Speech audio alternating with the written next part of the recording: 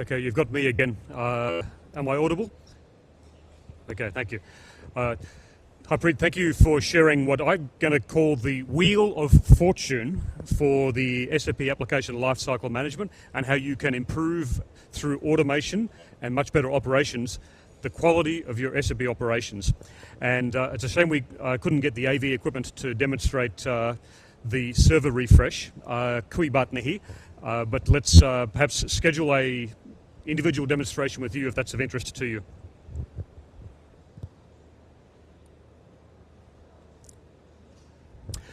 Now, if you'd like to get started with SAP on AWS, perhaps I can share some ideas with you.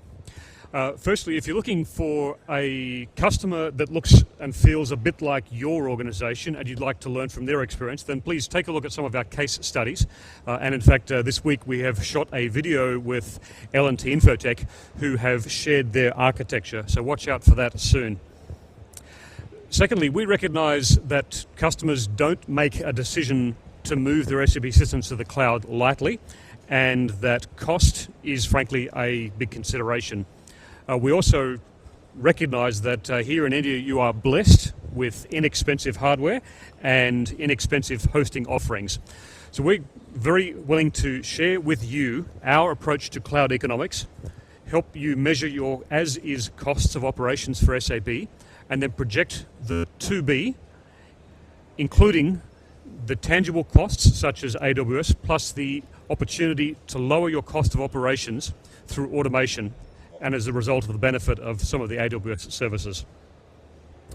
You can get started with a number of automated offerings and packaged offerings that are published on the AWS Marketplace, and some customers have also had good success with what SAP calls the Cloud Appliance Library. We of course have training, and we have the AWS Quick Start for SAP HANA, the Quick Start for SAP NetWeaver, and Harpreet talked about those just a couple of moments ago. If you're thinking big and bold about migration, then we have a complete program here called the Migration Acceleration Program, and a variant therein for SAP customers. So we can help you do the kind of assessment that Harpreet illustrated before with the 6 R's, and help you think through your decisions about the future of your SAP applications. We can help you create things like landing zones, runbooks, come up with a business case for doing the migration, and we have other benefits including funding benefits.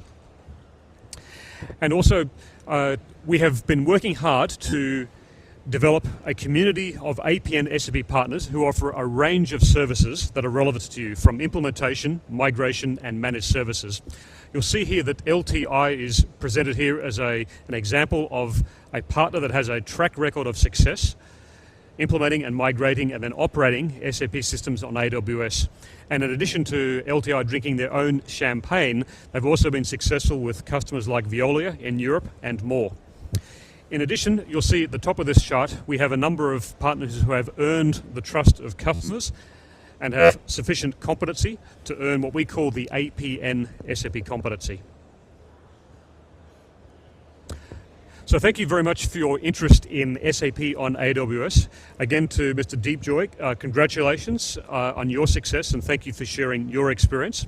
And thank you very much for your time. Harpreet and I are available to help you with answers to any questions that you may have for just a few minutes here. So thank you very much. Namaste.